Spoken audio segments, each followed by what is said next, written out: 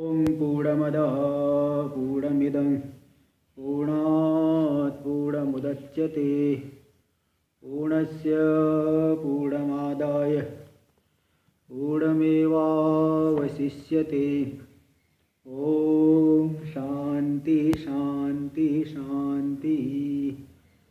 शङ्करं शङ्कराचार्यं केशवं बादरायणं सूत्रभाष्यकृतौ वन्दे भगवन्तौ पुनः पुनः। ईश्वरो गुरुरात्मेति मूर्तिभेदविभागिने व्योमवद्व्याप्तदेहाय दक्षिणामूर्तये नमः। ॐ शान्ति शान्ति शान्तिः। वेदांत के प्रकरण ग्रंथ विवेक चूड़ामणि पर हम लोग यहाँ विचार कर रहे हैं। यहाँ श्लोक नंबर 394 चल रहा था। ब्रह्म स्वरूप हमारे चित्त में सम्यक रूप से आरूढ़ हो जाए, जिससे हम उसका जो है चिंतन करें, बारंबार निधिध्यासन करें, इसलिए स्वरूप को बता रहे थे। अच्छा, ठीक है, आप सही। अच्छा, चलिए, तो ब्रह्म स्वरूप जो है सम्यक रूप से मालूम पड़े, तो इसके लिए यहाँ पे 394 नंबर श्लोक आ रहा था। देखो, यहाँ एक शंका हो सकती थी, कल बताया था कि भाई मैं दृष्टा हूँ या दृश्य है, बोधा बोधव्य, ये सब भाव तो रहेगा, तो इसका निराश करने के लिए कह रहे नहीं। आकाशवत निर्मल निर्मल निर्विकल्प निस्सीम निस्पंदन निर्विकारम अंतर्बहि शून्यम अनन्यमद्वयम स्वयं परं ब्रह्म किमस्ति बोध्यम। आकाश के समान जो निर्मल है, जैसे आकाश में कोई मल नहीं, कितनी भी धूल धाकड़, कितने भी आंधी तूफान आए, आकाश गंदा नहीं होता। थोड़े समय के लिए वहाँ दिखाई पड़ेगा और वह फिर शांत हो गई हवा तो नहीं दिखेगा। ऐसे ही आत्मा में दिख तो रहा है, लेकिन विचार करो तो कुछ भी, थोड़ा भी अगर साधक विचार करे तो समझ में आएगा कि वास्तव में है नहीं है। आकाश के समान जो निर्मल है, निर्विकल्प है, कोई विकल्प नहीं। सब जितने विकल्प मालूम पड़ रहे हैं सब कल्पित है। दृष्टा दृश्य कोई भी जो भाव दिख रहा है आत्मा में, वो कल्पित है, इसलिए निर्विकल्प है। निस्सीम, कोई सीमा नहीं, व्यापक है। निस्पंदन, क्रिया नहीं, निर्विकार, कोई विकार नहीं। अंतर्बहि शून्यम, अंदर बाहर के भेद से रहित है। अंदर बाहर तो हम लोग, ये जो व्यवहार होता है सापेक्ष व्यवहार इसको कहते हैं। जैसे आप किसी कमरे के भीतर बैठ गए हो, तो आप कहोगे मैं कमरे के भीतर हूँ, और जो बाहर है कहोगे आप मैं कमरे, वो लोग कमरे के बाहर हैं। लेकिन एक ऐसी जगह आपको बैठा दिया जाए, न तो आपको वहाँ दिशाओं का ज्ञान हो, न किसी पदार्थ का ज्ञान हो, तो कोई पूछेगा भाई कहाँ हो, तो बोले भाई तो पता नहीं, अंदर हो, नहीं अंदर तो नहीं, बाहर हो, बाहर भी नहीं हो, पूर्व दिशा में हो, नहीं तो पूर्व दिशा में भी नहीं, पश्चिम में हो, पश्चिम में भी नहीं, उत्तर दक्षिण, बोले ये सब भी नहीं। तो ये जो सापेक्ष व्यवहार, किसी न किसी अपेक्षा को लेकर के जो व्यवहार हो रहा है, ये सब जब पदार्थ जब मिथ्या है, शरीर आदि भाव मिथ्या है, तो अंदर बाहर क्या कहोगे, तो व्यापक हो गया। घट के भीतर आकाश, घट के बाहर आकाश, घट को तोड़ दिए तो भीतर बाहर क्या है, एक ही तो आकाश है, भीतर बाहर क्या कहोगे। इसलिए कह दिए कि अंतर्बहि शून्यम, अंदर भीतर बाहर के से जो रहित है। अनन्यम, हमारा ही स्वभाव स्वरूप है, अनन्य, हमसे भिन्न थोड़ी, अन्य नहीं है। अन्य यानी भिन्न, और हमसे भिन्न नहीं तो अनन्य। ऐसा अद्वयम, अद्वितीय जो तत्व है, स्वयं परम ब्रह्म, वो स्वयं हम ही परम ब्रह्म है। तो इस तरह से जब बैठा लिए तो किमस्ति बोध्यम, क्या ज्ञात, अब क्या जानना बाकी रहा। कल एक और भी अर्थ किया था किम अस्ति बोध्यम का, अगर अपी लगा देंगे किमपि अस्ति बोध्यम, किमपि ऐसा कुछ है जो ज्ञान इंद्रिय कर्म इंद्रिय का विषय नहीं है, ऐसा अर्थ किया था। और ये यहाँ की टीका के अनुसार अर्थ करेंगे तो जब स्वयं मैं ही परब्रह्म हो, व्यापक हो, उस तत्व में स्थित हो गया, तब कुछ जानना बाकी नहीं रहा, एक विज्ञान से सर्व विज्ञान। इसलिए किम अस्ति बोधम, क्या जानना बाकी रहा बताओ, क्या जानोगे अब तो तत्व में निष्ठ हो गए तो इस तरह से ऐसा अर्थ समझना। टीका में देखिए, अंतर्बहि शून्यम इति इत्यंतम, यहाँ तक का जो ग्रंथ है ये आकाश के साथ ब्रह्म के साधर्म्य को दिखाने के लिए। आकाश भी निर्मल होता है, निर्विकल्प होता है, सीमा से रहित दिखाई पड़ रहा है, आकाश की कोई सीमा नहीं। बड़े बड़े वैज्ञानिक की भी बुद्धि चकरा जाएगी, पूछो तो कितना कहाँ आकाश कहाँ तक है, कोई नहीं बता सकता। निस्पंदनम, क्रिया से रहित आकाश व्यापक, व्यापक में थोड़ी क्रिया होती है। अरे छोटी सी जैसे वृक्ष की शाखा है, हवा चली हिलने लग गई, हवा बंद हो गई, हिलना बंद कर दिया, तो जो परिच्छिन्न में क्रिया होती है, ते जो आकाश और ब्रह्म में, वो आकाश निर्विकार है, अंदर बाहर के भाव से रहित है। ते अंतर वही शून्यम, यहाँ तक जो बताए आकाश और ब्रह्म में साधर्म्य दिखा करके उपमान उपमेय भाव को लेकर के बताए। आकाश की उपमा दे करके ब्रह्म को जो है यहाँ पे इसके स्वरूप को हम बताया जा रहा है। अनन्यम अद्वयमिति ब्रह्म विशेषण, अनन्य और अद्वितीय ये ब्रह्म का विशेषण है, क्योंकि ऐसा नहीं कह सकते मैं आकाश से अनन्य हूँ। आकाश से अनन्य क्या कहोगे, हम तो, आकाश तो जड़ है, आप तो चेतन है। इसलिए आकाश ये अनन्य, ये साधर्म्य आकाश को लेकर के नहीं, ये तो ब्रह्म का विशेषण, अद्वयम अद्वितीय है। आकाशवत निर्मलम, आकाश के समान वह तत्व तो निर्मल है, तो ये दिखा रहे नहीं आकाशम धूल्यादि भी धूसरितम भवति, धूली आदि से आकाश कभी धूसरित नहीं होता, धूल धूसरित नहीं होता। थोड़े समय हवा चलने की वजह से भले ऐसा दिख जाए, लेकिन वो धूल धूसरित नहीं होता। तथा ब्रह्मापि अज्ञानाद्य स्पृष्टम, ब्रह्म भी अज्ञान आदि से बिल्कुल स्पृष्ट नहीं होता। अज्ञान और आदि से अज्ञान के कार्य जितना भी जगत दृश्य ले लो, शरीर आदि ले लो, किसी से भी वास्तव में संपर्क संसर्ग रहा हुआ ही नहीं। भाई वास्तव में अगर संबंध हो जाता तब तो, वास्तविक अगर संबंध होता तो फिर वो मिटना नहीं चाहिए संबंध। लेकिन देखिए जितना भी संबंध कुछ काल के लिए मालूम पड़ता है, कुछ काल के बाद कोई संबंध नहीं। बड़े बड़े अभिमान करने वाले लोग आए चले गए, लेकिन कोई जो है तो मतलब ये कुछ समय के लिए संबंध मालूम पड़ता है, वास्तव में नहीं। अज्ञान से इसलिए इसकी प्रतीति कही जाती है। अज्ञानादि अस्पृष्टम वस्तुतः निर्विकल्पकम, वास्तव में कोई भी विकल्प से रहित है, एक रूपम, एक रूप है, एक जैसा ही सदा रहता है इत्यर्थ। निस्सीमम यानी अनवधि, सीमा से रहित, उसकी कोई अवधि नहीं, कितना ही है। निस्पंदनम यानी निस्पंदन यानी क्रिया, निस्पंदनम यानी क्रिया से रहित है, निष्क्रिय।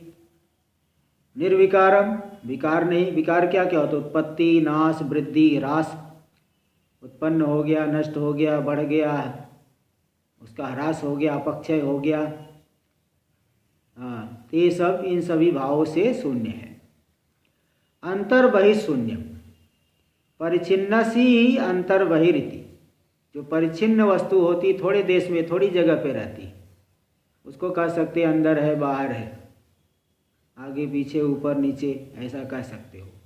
लेकिन ये तो हर जगह है, अंदर बाहर क्या कहोगे। पूर्णत्वात् अंतर बहि शून्यम, पूर्ण होने से भीतर बाहर के भेद से रहित है। स्वगत भेद रहितम, स्वगत कोई भेद नहीं है क्योंकि निरवय है ना। अनन्यत, अन्य नहीं, हमारा ही स्वरूप। प्रत्यग अभिन्नम, प्रत्यक जो प्रत्यक्ष जीवात्मा है उससे अभिन्न है, हमारा ही स्वरूप है ना। ये ब्रह्म कोई अलग थोड़ी है, हमारा ही स्वरूप है। ये तो वेदांत के अध्येता लोग अच्छी तरह से जानते हैं।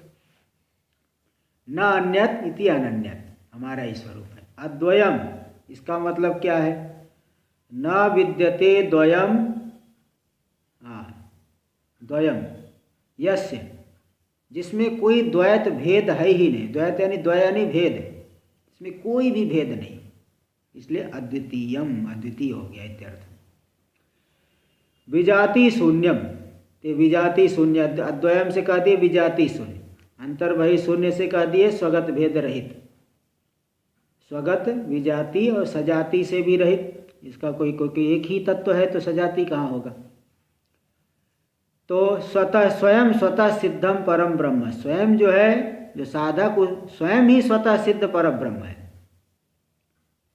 ना। ऐसे यद्यपि द्वैतवादी लोग जो है इस पे बड़ी आपत्ति करते हैं कि स्वयं कैसे ब्रह्म होगा, अरे भगवान, तुम भगवान हो जाओगे क्या? तो इसलिए ऐसा बहुत नाराज होते हैं।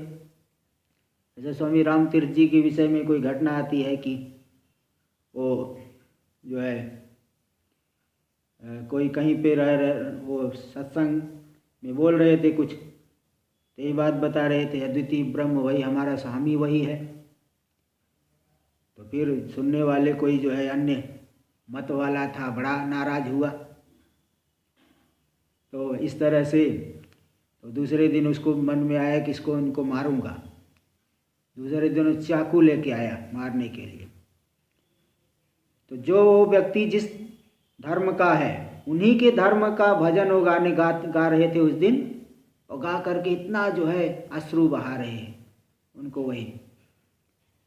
तो उसको देख करके वो आदमी भी जो है जाके उनसे क्षमा मांगा, उनके चरणों में घुटने टेका।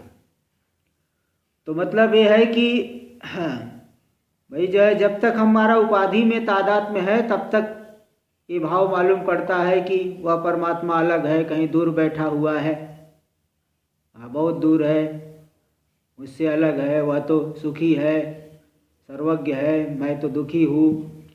लेकिन ये जितने भी भाव है उपाधि को लेकर के मालूम पड़ते हैं। इसलिए यहाँ बोल दिए कि स्वयं स्वतः सिद्धम परम ब्रह्म, स्वयं ही स्वतः सिद्ध पर ब्रह्म है। तस्मिन् बुद्धे किमस्ति बोध्यम, उस तत्व को जब आपने जान लिया, अब कुछ जानना बाकी नहीं रहा, है ना। तत्व को कारण में दृष्टि केंद्रित हो गए तो कार्य चाहे कितना भी आए, वो कारण से अतिरिक्त नहीं है। ये व्यक्ति ताल ठोक करके अच्छी तरह से कह सकता है, बहुत कोई इसमें संदेह की बात नहीं रहती। एकस्मिन् विदिते सर्वं विदितम भवति, एक के जान लेने पर सब कुछ जान लिया जाता है। इति सर्वात्मके परमात्मनि विदिते, जो सर्वात्मक है, सर्वस्वरूप है, ऐसे परमात्मा के जान लेने पर न किमपि बोद्धव्यम अवशिष्यते इति भावः, कुछ भी ज्ञातव्य बाकी नहीं रहता, कुछ भी जानना बाकी नहीं रहता, ये तात्पर्य है। हाँ राजू भाई बोलिए। तस्मिन् बुद्धे तस्मिन् ज्ञाते, हाँ तस्मिन् बुद्धे ज्ञाते, बुद्धे का मतलब है ज्ञाते, उस ब्रह्म के जान लिए जाने पर। हाँ देखिए, इसे सती सप्तमी होता है, सती सप्तमी इसको बोलते हैं, उसके जान लिए जाने पर, ऐसा अर्थ किया जाता है। आगे एक भिन्न प्रकार से अर्थ कर रहे, यद्वा यानी अथवा, अथवा अनन्यत का अर्थ कर दीजिए सर्वात्मकम, जो अनन्य है, हमसे भिन्न नहीं है, उससे अनन्य, सबसे अभिन्न है, सबसे अभिन्न है मतलब वो सर्वात्मक है। अतएव अद्वयम, इसीलिए अद्वितीय है। स्व व्यतिरिक्त द्वितीय वस्तु शून्यम परम ब्रह्मैव, तो स्व से व्यतिरिक्त जो द्वितीय वस्तु जो कुछ भी दिख रहा है सब उसमें कल्पित होने की वजह से द्वितीय वस्तु से शून्य है। ऐसा जो परम ब्रह्म, वही परम ब्रह्म ही स्वयं जीव आत्मा, स्वयं ही जीव स्वरूप है, स्वयं आत्म रूप है, प्रत्येक आत्मा है, सभी जीव स्वरूप से वही आया है। अतः अन्यत बोध्यम किम अस्ति, इसलिए दूसरा जानना क्या बाकी रह गया, अब कुछ जो है उससे अतिरिक्त कुछ जानना बाकी नहीं रहा। आकाशवदिति, आकाश के समान ऐसा जो दृष्टांत दिए, ये दृष्टांत क्यों दिया? श्रोत्री बुद्ध्यारोहाय दृष्टांत, श्रोता की बुद्धि में ये तत्व जो है आरूढ़ हो जाए, बुद्धि में आ जाए, इसके लिए दृष्टांत दिया गया है। जैसे दृष्टांत देते ईसूरिव सविता धावती तीवत, बाण के समान सूर्य दौड़ रहा है। जैसे बाण मार दिए तो बाण जल्दी से आगे जाता है, बाण के समान सूर्य दौड़ रहा है। अब बताओ बाण और सूर्य की क्या उपमा हो सकती है? लेकिन समझाने के लिए बता देते हैं कि बाण के समान सूर्य जो है दौड़ रहा है। ऐसे ही अब आकाश और ब्रह्म की क्या उपमा हो सकती है? आकाश भी तो कार्य रूप है, आकाश भी वेदांत दृष्टि से विचार करो तो परिच्छिन्न है, विनाशी है। लेकिन यहाँ पे जो है लोक में सबसे व्यापक रूप से आकाश ही गृहीत होता है, इसलिए आकाश का दृष्टांत दे करके समझाया जाता है। नहीं ब्रह्मण सदृशम वस्तु विद्य, वस्तु नहीं वस्तु, नहीं ब्रह्मण सदृशम वस्तु विद्यते, ब्रह्म से सदृश कोई वस्तु है ही नहीं है। बताओ कैसे आकाश की उपमा दोगे? जड़ की उपमा क्यों दे रहे हो? लेकिन इससे बड़ा उदाहरण मिल नहीं सकता ना, इसलिए अब क्या करेंगे, इसी से काम चलाना पड़ेगा। तो ब्रह्म के सदृश वस्तु दूसरी कुछ है नहीं। हाँ, न तत्समश्चाभ्यधिकश्च दृश्यते, ऐसा उपनिषद मंत्र आया है। उसके बराबर ही नहीं तो अधिक क्या कहोगे?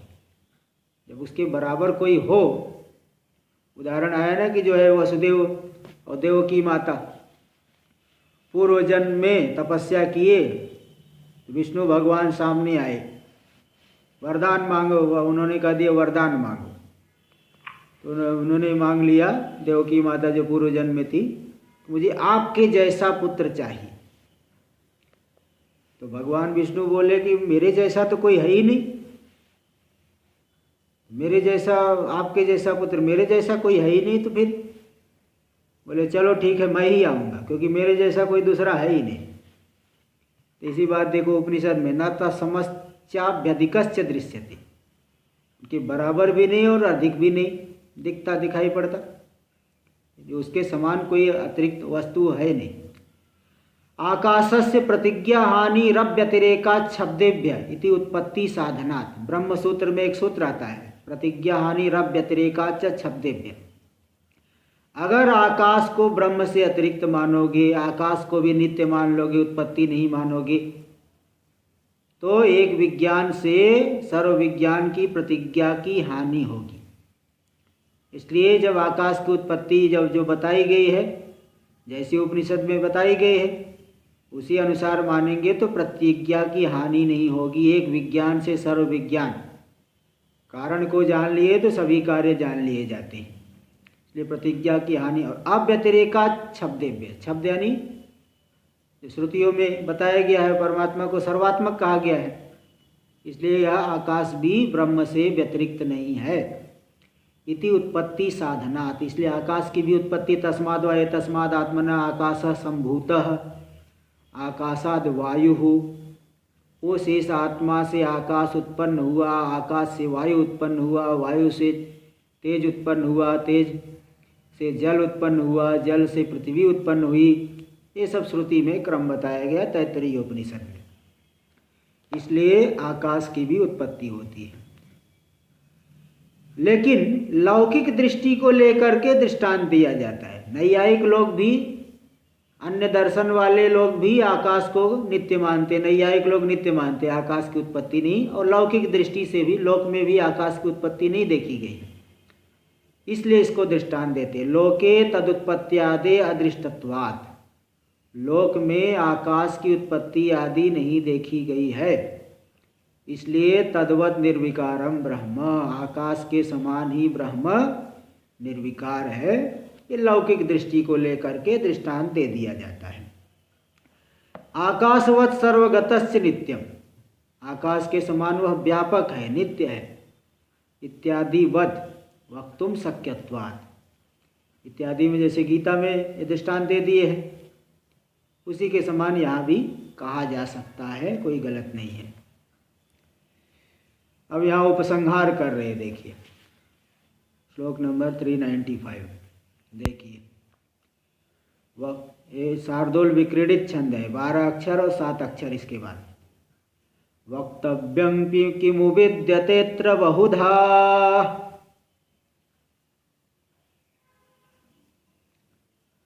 ब्रह्मैव जीवस्वयं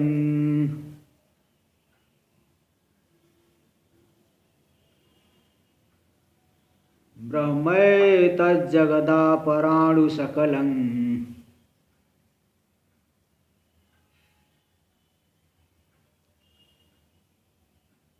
ब्रह्माद्वितीयं श्रुतेः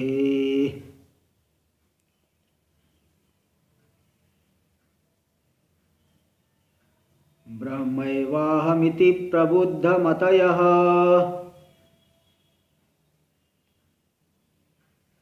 सन्त्यक्तबाह्याः स्फुटं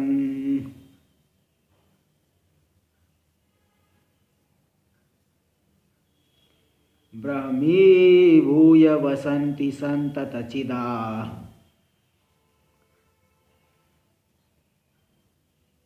नन्दात्मनैव ध्रुवम्।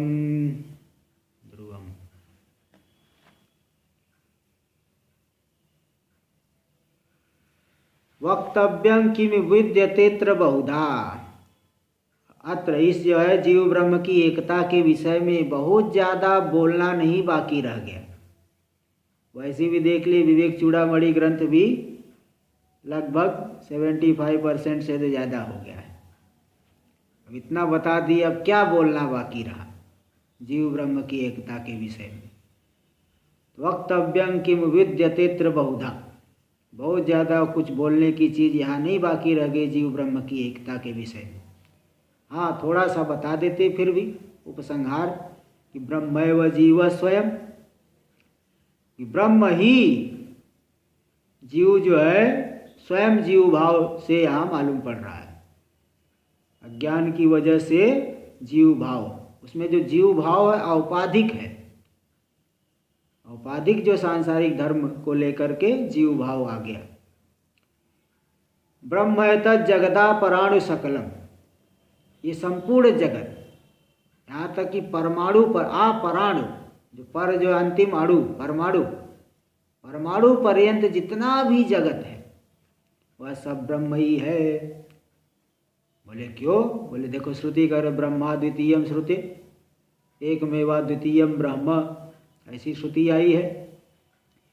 जितना कुछ भी दृश्य है सब ब्रह्म से अतिरिक्त नहीं है, इसलिए अद्वितीय है। और वही ब्रह्म जीव भाव से भी आया है। इसलिए जब वेदांत साधना करके विचार करके मैं ब्रह्म ही हूँ इस तरह से जो प्रबुद्ध हो गए, जान लिए स्वरूप को, ज्ञानी हो गए, ब्रह्मैवाहमिति प्रबुद्ध मतया, मैं ब्रह्म ही हूँ इस तरह से जिसकी मति प्रबुद्ध हो गई है, जागृत हो गई है, जिनको जो है तत्व का ज्ञान हो गया है, ऐसे लोग संत्यक्त बाह्यास्फुटम, बाह्य विषयों को उन्होंने अच्छी तरह से त्याग दिया है। संसार में जो है सत्यता सत्यत्व बुद्धि को पूरी तरह से छोड़ देते हैं, अहंकार ममकार सब छोड़ दिए। ब्रह्मी भूय वसंती, तो ब्रह्म स्वरूप होकर के निवास करते संतत चिदानंदात्मनैव ध्रुवम, सदा जो है ज्ञान स्वरूप आनंद स्वरूप होकर के सच्चिदानंद ब्रह्म रूप से ही निवास करते हैं, वास करते हैं। हाँ, यद्यपि देखने से भले बाह्य दृष्टि से लोगों को लगे कि हमारे जैसे खाते, हमारे जैसे पहनते हैं, हमारे जैसे चलते हैं, तो अंतर क्या है? देखिए एक दृष्टांत आता है कि जैसे कोई आदमी है तैरना जानता है, एक दूसरा आदमी है कि उसको तैरना नहीं आता है, तो दोनों को नदी के जल में डाल दो तो तैरने वाला आदमी भी हाथ पैर चलाएगा, हाथ पैर तो भी फेंकेगा चलाएगा, और जिसको तैरना नहीं आता है वो भी हाथ पैर चलाएगा। हाथ पैर तो दोनों ही चला रहे हैं ना, जो जिसको तैरना आता है वो भी हाथ पैर फेंक रहा है, और जिसको नहीं आता है वो भी हाथ पैर फेंक रहा है। तो दोनों में अंतर क्या है? अंतर यही है कि तैरना जिसको आता है वो ठीक ढंग से तैर रहा है, आनंद ले रहा है, और जिस बेचारे को तैरना नहीं आता है वो डूब रहा है इसलिए बचने के लिए ऐसे ऐसे हाथ करेगा। तो दोनों हाथ पैर चला रहे, तैराक भी और अतैराक भी, लेकिन एक आनंद ले रहा है और दूसरा डूब रहा है। ऐसे जो ज्ञानी है आत्मस्वरूप का लाभ करके, अनुभव करके जीवन मुक्ति लाभ ले रहे हैं, और जो अज्ञानी है नाना प्रकार के दुराग्रह रखते हुए, और कहीं भी दुराग्रह रखो ठोकर जरूर लगेगा। बड़े बड़े लोग हैं क्या, उनको ठोकर नहीं लगता क्या? उनको तो और ज़्यादा ही ठोकर लगता है। इसलिए ओमकारेश्वर के महाराज जी बताया करते थे कि जैसे कोई आदमी गरीब है, वो सोचता है कि मुझे 10,000 की नौकरी मिल जाए तो मैं सुखी हो जाऊंगा, और दूसरा आदमी हो गया है करोड़पति हो गया। अब वो क्या सोच रहा है कि पिछले महीने में 3 करोड़ ही कमाया था, इस महीने में 5 करोड़ कमा लूँ तो ज़्यादा अच्छा रहे। तो महाराज ये बताते थे, बताइए कि जो गरीब है उसको ज़्यादा अभाव का ज्ञान हो रहा है कि अमीर को ज़्यादा अभाव का ज्ञान हो रहा है? वो तो बेचारा सोच रहा है 10,000 मिल जाए उसी में हमारा जीवन चल जाएगा, और ये जो है सोच रहे कि हमको 5 करोड़ चाहिए, 3 करोड़ चाहिए। तो जो जितना वस्तु बढ़ेगी उतना ही अधिक अभाव का ज्ञान हो। तो उपाधि को जितना बढ़ाओ उतना ही जो है प्रपंच बढ़ते जाएगा, समस्या बढ़ती जाएगी, दुख अधिक बढ़ते जाएगा। इसलिए ये जो सब जगह दुराग्रह छोड़ दिया है, इसलिए ब्रह्मी भूय वसंती कह दिए, ब्रह्म रूप होकर के निवास कर रहे। संतत चिदानंदात्मनैव ध्रुवम्, ज्ञान स्वरूप आनंद स्वरूप सच्चिदानंद रूपता का रूप से निवास करते हैं। ध्रुवम, निश्चित रूप से, निश्चल रूप से। टीका में देखिए। हाँ जी, हाँ ब्रह्म, हाँ ब्रह्म, हाँ बताता रहा कि ब्रह्म है तत् जगदा पराणु सकलम। ये जो जगत है अपराणु, यानी अपराणु मतलब परमाणु पर्यंत, सबसे छोटा जो परमाणु है, पराणु, उसको पराणु भी कह दो, परमाणु अणु कह दो तो भी चलेगा। छंद पूरा करने के लिए परमाणु की जगह पराणु लिख दिए हैं। पर और परम दोनों का समान अर्थ होता है। तो परमाणु पर्यंत जितना भी जगत है सब ब्रह्म रूप ही है। क्यों? क्योंकि श्रुति में कहा गया है कि अद्वितीयम ब्रह्म, ब्रह्म अद्वितीय है। इसलिए कोई भी जगत ब्रह्म से अतिरिक्त नहीं है, और ब्रह्म ही जीव रूप से आया है। इसलिए जो साधना करके मैं ब्रह्म हूँ ऐसा जान गया है, बाह्य पदार्थों को में बुद्धि को छोड़ करके ब्रह्म रूप से ही निवास करते हैं। ठीक है, ब्रह्म, हाँ ब्रह्म एतत् जगत अपराणु, हाँ ब्रह्म एतत् जगत अपराणु। चलिए देखिए। हाँ जी राजू भाई, परमाणु पर्यंत, असमन्तात नहीं। ये आया है ना, आप पंचसंधि पढ़े हैं तो मर्यादा और अभिविधि अर्थ में होता है अंग। तो अंग मतलब अपराणु मतलब वहां तक, नहीं असमन्तात नहीं लेना। अपरमाणु मतलब वहां मर्यादा अभिविधि बताती है कि वहां तक। हाँ, जैसे कहते आ इंद्रात हरि भक्ति, इंद्रलोक पर्यंत हरि की भक्ति है। यहाँ असमन्तात नहीं लेना, वहां तक मर्यादा अर्थ में, अभिविधि अर्थ में हो रहा है। ये तो पंचसंधि में आया है। चलिए देखिए टीका में, अत्र ब्रह्मैकत्व विषये, जीव ब्रह्म की एकता के विषय में बहुधा अनेक प्रकार वक्तव्यम किमु विद्यते।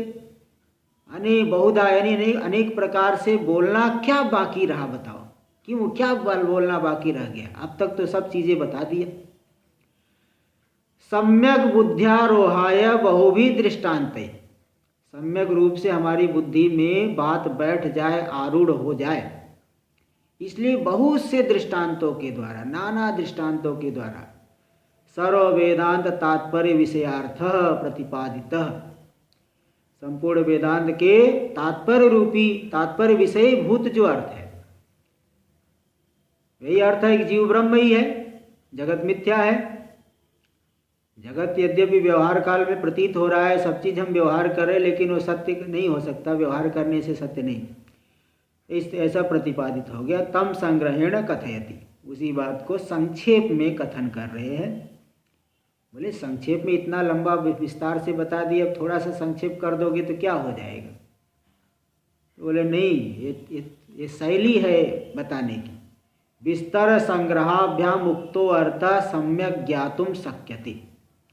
विस्तार से और संक्षेप से, प्रवचन की शैली होती पहले संक्षेप से बताना, फिर विस्तार से बताइए, फिर उसका जो है थोड़ा संक्षेप में आखिरी में बता देंगे तो व्यक्ति को दिमाग में बैठ जाता है। तो विस्तार संग्रहाभ्याम उक्तो अर्थ सम्यक ज्ञातुम शक्यत इति वदन्ति। विस्तार और संग्रह से कहे गए अर्थ को सम्यक रूप से जाना जा सकता है, ऐसे विद्वान लोग कहते हैं। इसीलिए देखिए वेदव्यास जी ने श्लोक लिखा है, श्लोकार्धेन प्रवक्ष्यामि यदुक्तम ग्रंथ कोटि भी। जो करोड़ों ग्रंथों में जो बात लिखी गई है उसको आधे श्लोक में मैं बता देता हूँ। बोले क्या बताइए? आधे श्लोक में ब्रह्म सत्यम जगन मिथ्या जीवो ब्रह्मैव नापर। ब्रह्म ही सत्य है, संसार मिथ्या है, जीव ब्रह्म ही है, दूसरा नहीं, अन्य नहीं। बस यही बात पूरे वेदांत में आपको मिलेगा। चाहे प्रकृति व्यास का है कि आदि शंकराचार्य का है।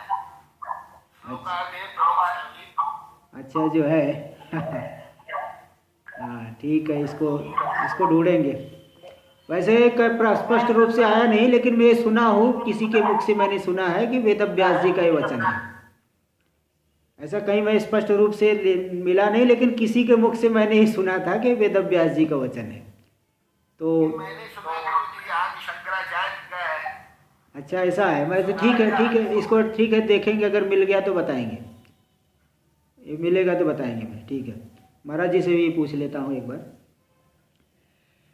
तो इति ब्रह्मैव जीव स्वयं, ब्रह्म ही जीव रूप से स्वयं आया है, इसलिए यानी जीव ब्रह्म ही है, क्योंकि ब्रह्म ही जीव रूप से आया है, तो इसलिए जीवत्वमेव औपाधिकम। जीव भाव जो है उपाधि को लेकर का, ज्ञान की वजह से। और ब्रह्मत्वम तु, और ब्रह्मत्व तो हमारा वास्तविक स्वरूप है।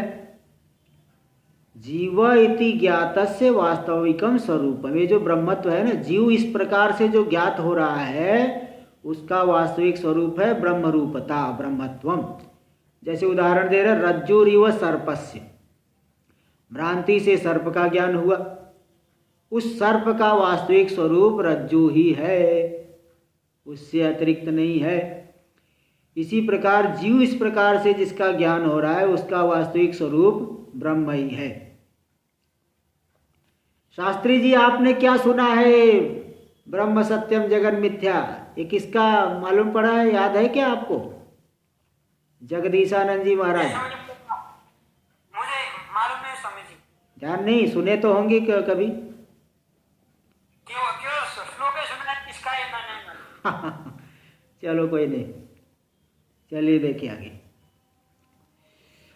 अतः जीव स्वयं ब्रह्म है व न व्यतिरिक्त, जीव स्वयं ब्रह्म ही है, व्यतिरिक्त नहीं है, अलग नहीं है। अपराणु, देखो परमाणु पर्यंतम, देखिए तो बता दिए ना मर्यादा अर्थ में, अभिविधि अर्थ ले लीजिए। अभिविधि अर्थ लोग समझते नहीं, इसलिए मर्यादा बोल रहा हूँ जबकि थोड़ा सा दोनों में अंतर होता है। मर्यादा मतलब उसको छोड़ करके, परमाणु को छोड़ कर, यहाँ छोड़ना नहीं है, अभिविधि वहाँ तक जाना, इसलिए अभिविधि इसको बोलते हैं।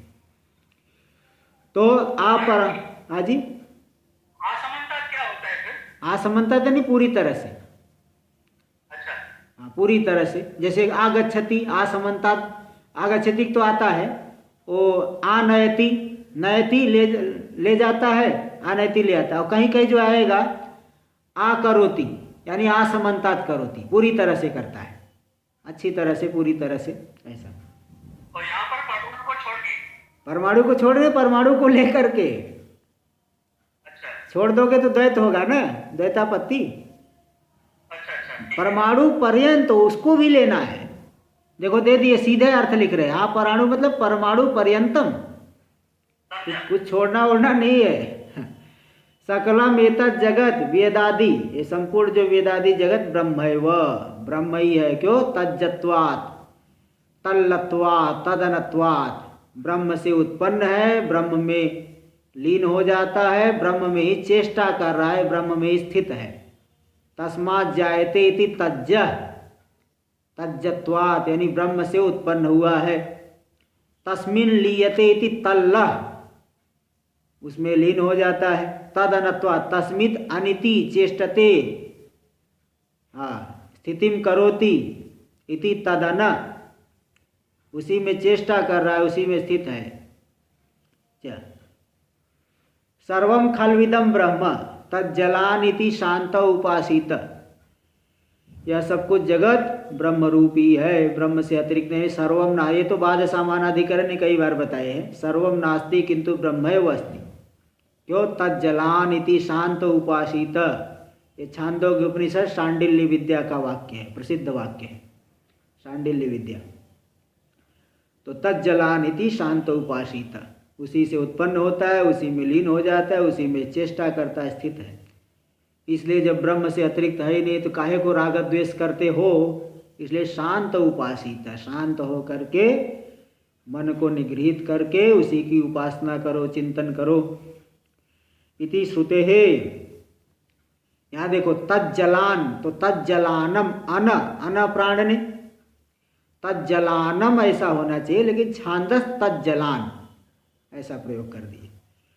तज्जलानम इति भवितव्ये, ऐसा होना चाहिए था। अवयव लोपस, अंतिम का ह्रस्व आकार का लोप अंतिम में, उसका अवयव लोपस छांदस। परमे व्योमन इत्यादि वह, जैसे मंत्र आता है ऋचो अक्षरे परमे व्योमन, व्योमन नहीं होकर के व्योमनी होना चाहिए था। सप्तमी एक, व्योमन का सप्तमी एक वचन में बन जाएगा व्योमनी, अल्लोपो न सूत्र लगता है विभाषा गीस्यो, लेकिन उसका वैदिक प्रक्रिया में लोप कर दिए। एक सूत्र आता है सुपाम सोलुक पुर सवर्णा छेड़ा छे या डाड्या जाल, तो लोप कर देते हैं, तो व्योमनी की जगह व्योमन बच गया इत्यादि। अनादि अज्ञान आदिकम अपि तत्र अधिष्ठाने कल्पितम, अनादि जो अज्ञान आदि है वह भी उस अधिष्ठान में कल्पित है। इति, अब बताओ कुछ बचा नहीं। इति ततो अतिरिच्यते, इति न ततो अतिरिच्यते, इसलिए उससे अतिरिक्त अब कुछ भी नहीं बचा। अतः ब्रह्म अद्वितीयम, इसलिए अब ब्रह्म क्या हो गया? अद्वितीय हो गया। स्व व्यतिरिक्त वस्तु शून्यम, स्व से व्यतिरिक्त किसी भी वस्तु से शून्य है, रहित है। अब इसमें प्रमाण देखिए, श्रुतियाँ जो महावाक्य तत्त्वमसि अयम आत्मा ब्रह्म, त्वम तदसि, तुम वही ब्रह्म हो, अयम आत्मा ब्रह्म, यह जो प्रत्यक्ष आत्मा है यह ब्रह्म ही है।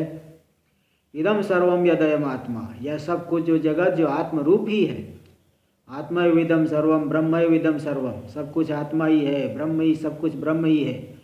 एक मेवा द्वितीयम इत्यादि श्रुते है, एक मेवा द्वितीय ब्रह्म, ऐसी श्रुति होने से ब्रह्मैवाहम इति प्रबुद्ध मतय, मैं ब्रह्म ही हूँ, इस तरह से जिसकी मति प्रबुद्ध हो गई, जागृत हो गई, ज्ञात हो गई, जिसकी बुद्धि इसको में तत्व का स्फुरण हो गया। देखो इसका विग्रह दे रहे, प्रबुद्धा मतिर्यस्य, देखो प्रबुद्धा यानी श्रुत्याचार्योपदेशेन ज्ञात गेया, श्रुति और आचार्य के उपदेश से जिसकी बुद्धि को ज्ञात गेया, ज्ञातम गेयम यया, यहाँ भी देखो बहुव्रीहि समास हो जाएगा। ज्ञातम गेयम यया सा ज्ञात गेया मति, जितना कुछ भी जानना था सब जान लिया, तो ऐसी मति कहेंगे प्रबुद्ध मति। लेकिन जानेंगे कैसे? श्रुत्याचार्योपदेशेन। ऐसा नहीं सोचना कि मैं आज से डिक्लेयर कर देता हूँ मैंने भी जान लिया है। अरे विचार करोगे तब जानोगे कि ऐसे ही जान लोगे?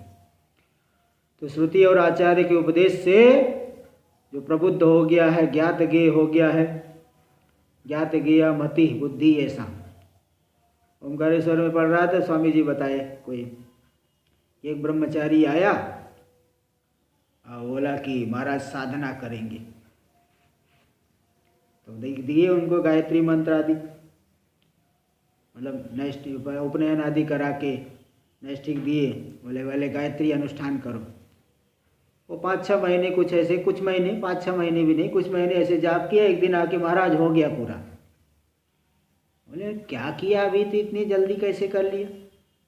भाई अपने मन से डिक्लेयर कर दो कि मुझे हो गया है, ऐसे नहीं होता है। श्रुति और आचार्य के उपदेश के अनुसार विचार करना पड़ता है, केवल डिक्लेयर कर देने से नहीं होता।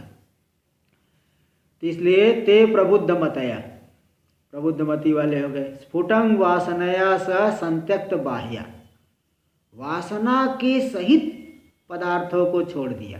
पदार्थों को छोड़ा, वासना भी नहीं है।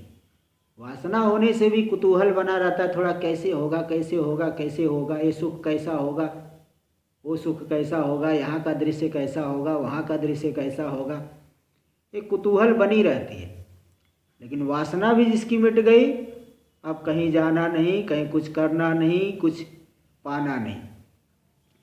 तो स्वरूपतः त्यक्ता हमादयः, स्वरूपतः जिसके अहंकार आदि इसके छूट गए हैं, त्यक्त हो गए, तो ब्रह्मी भूय ब्रह्म रूप हो करके पूर्वम अज्ञानात अब्रह्मत्वम स्वस्य कल्पितम, पूर्व में अज्ञान से अब्रह्म रूपता कल्पित थी, है ना।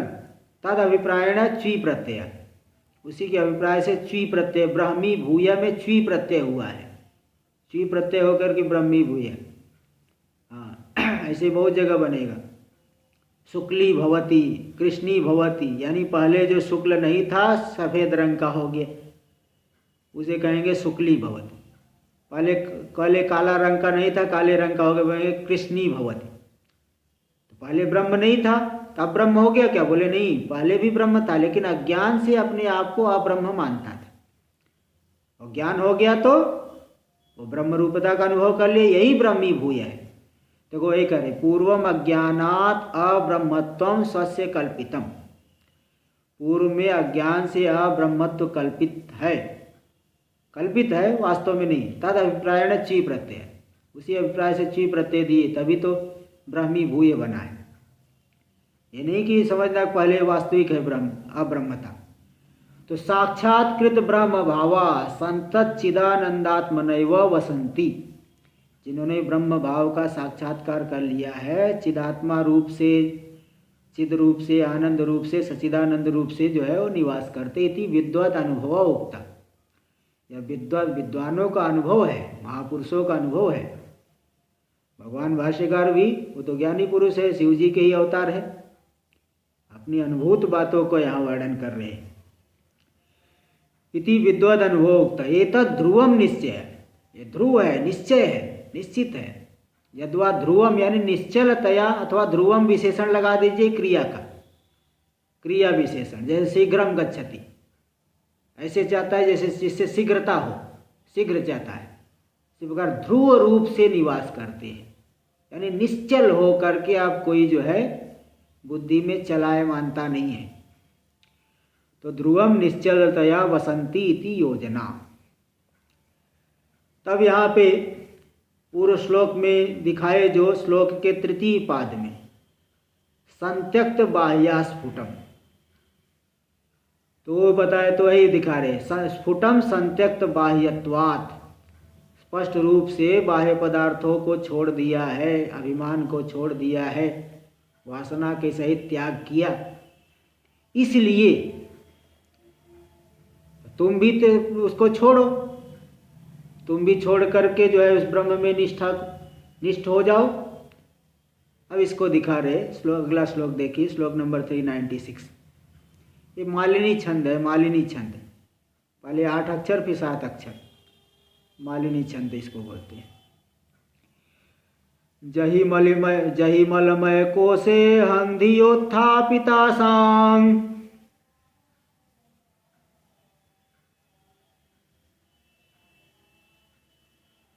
प्रसभम अनिल कल्पे लिंग देहे पश्चात।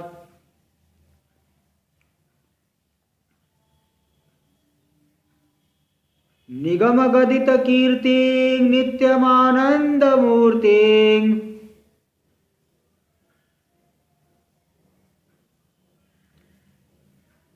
स्वयमिति परिचीय ब्रह्मरूपेण तिष्ठ।